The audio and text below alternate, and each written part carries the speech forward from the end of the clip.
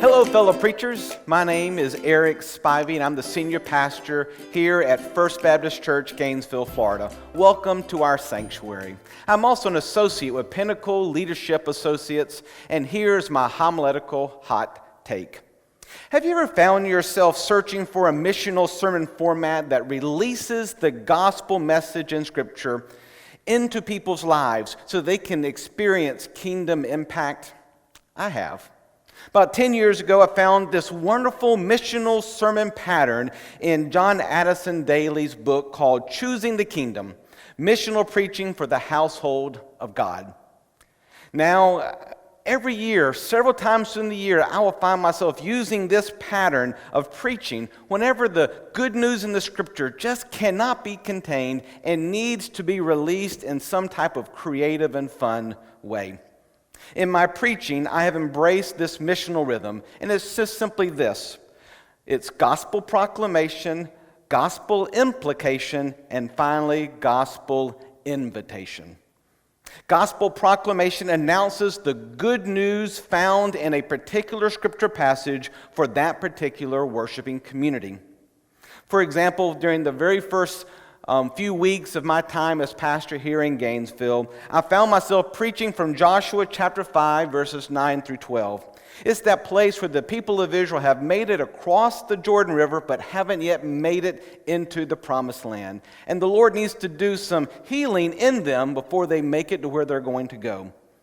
The good news for that Sunday was the Lord removes the stains of the past so we may experience the joy of the future. It was a proclamation that needed to be spoken to this particular church.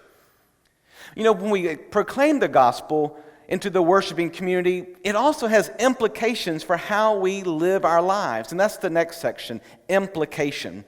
The implication is when we consider how we are going to live differently because that gospel message has been proclaimed in us.